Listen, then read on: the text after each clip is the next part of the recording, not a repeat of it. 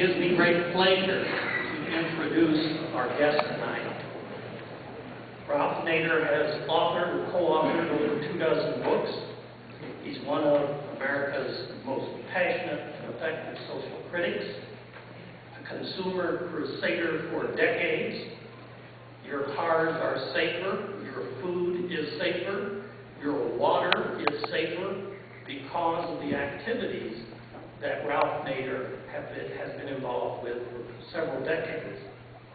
He's a role model for consumer advocacy and is a candidate for President of the United States. I would like to invite to the stage Ralph Nader.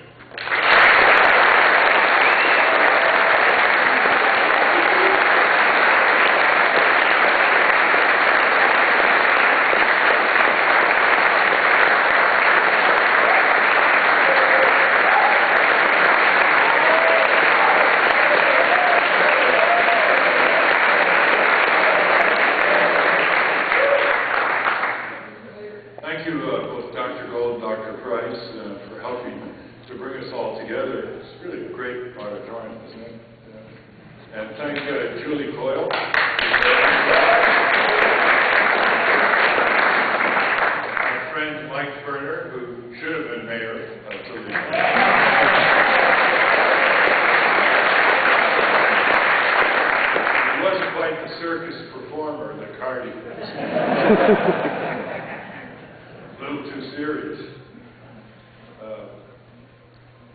This is our, I think, second or third time in Ohio, but I have good news. You know, in 2004, I know a lot of you wanted to vote for the Nader Camelo ticket. We had to get 5,000 valid signatures. We got the maximum permitted of 15,000 signatures. The Secretary of State Blackwell, using what we believe then to be unconstitutional mechanisms to disqualify all signatures that were collected by petitioners who were not residents of the state of Ohio or who were not registered voters here, bumped us off the ballot. And so we could not give you a choice in 2004. So we filed a lawsuit with a wonderful pro bono professor of law, Mark Brown, from Columbus. And yesterday at 10 o'clock, the Federal Circuit Court of Appeals ruled that Secretary Blackwell's expulsion of us from the ballot based on these two mechanisms in Ohio law was unconstitutional.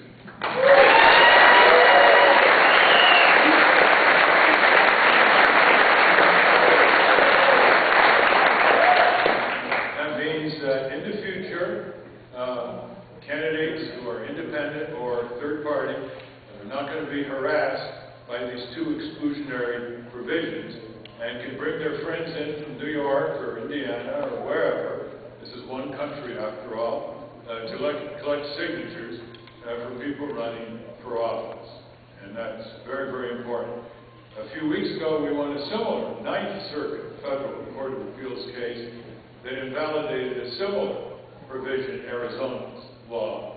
So one of the purposes of our campaign is to blast open the closed door by the two-party duopolies, the Republican and Democratic Party, who don't want competition, who don't want to be challenged, who don't want to share the debate stage, presidential debates, who don't basically want anybody to take them on with better future redirections to improve life in this country and to improve the future for our children and grandchildren.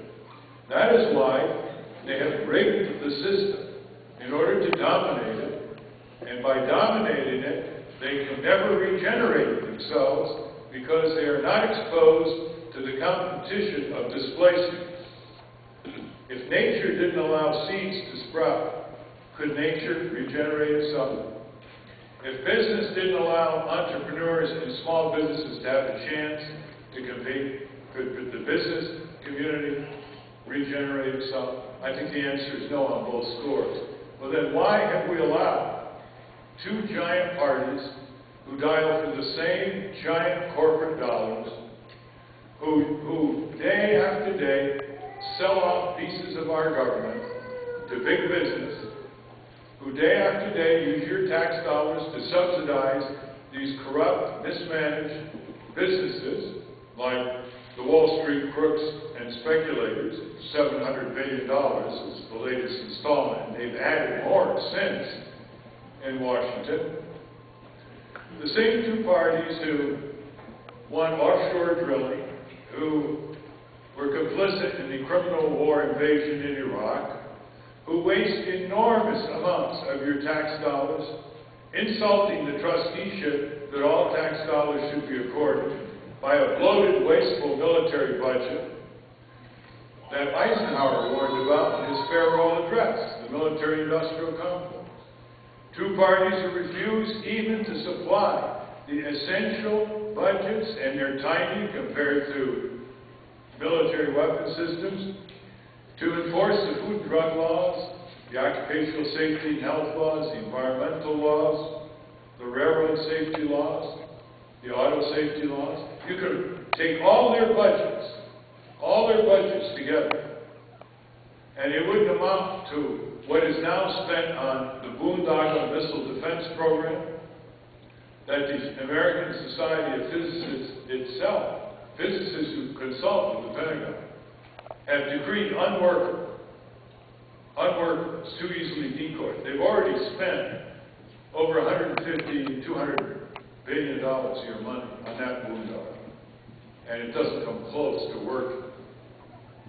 These are the same two parties who have created money as the dominant feature of our campaign. They sell their precious status to the highest bidders. Barack Obama has raised more money from corporate interests, Wall Street interests, and corporate attorneys by far than John McCain. That's the first time a Democratic presidential nominee has raised more money from business interests than his Republican counterpart. Now, why are all these Wall Street and corporate interests investing so heavily in Barack Obama? Isn't he the agent of change and hope? And change and hope and hope and change and hope and change. Am I starting to hypnotize you? I mean, do you know, is the drug company interested in change? They're getting enormous prices from it. They get your tax subsidies, your free research and development through the National Institutes of Health that have given them clinically tested drugs free. And what's their response to the American people? Their response is to charge the American people more than any other patients in any other country in the world. They can't get away with this in Mexico or Canada because the governments won't let them get away with it. These are the same two parties who oppose full Medicare for everybody. The Canadian system has been much maligned. Let me give you some facts on the Canadian system. The day you're born in Canada, you are insured. You are insured from cradle to nursing home. You have your free choice of doctor and hospital. If you break your hip and you have to have an operation and you have to have rehabilitation and it goes on for weeks, you don't see a bill except maybe for $50 for some miscellaneous thing that isn't covered. You don't see a printout like this. How many of you have seen these computer printouts and codes that nobody can understand? And because they are rigged so nobody can understand them, do you know how much we are overcharged in this country? Through billing, fraud, and abuse. According to the Government Accountability Office, $220 billion this year. 10% of the entire health care bill. Just think of that. We're talking billions of dollars. I went to an expert at Harvard on billing fraud in the healthcare industry. His name is Malcolm Sparrow. He's an applied mathematician from England. And he knows how these bills are scored and designed and coded, miscoded. It's a racket. It's a business. They're consulting firms that show doctor practices and hospitals how to get more from you and from Medicare. And I said, what do you think of this? 10%. billing fraud and abuse of the entire healthcare expenditure. He says, I think that's the lowest estimate. It could be doubled.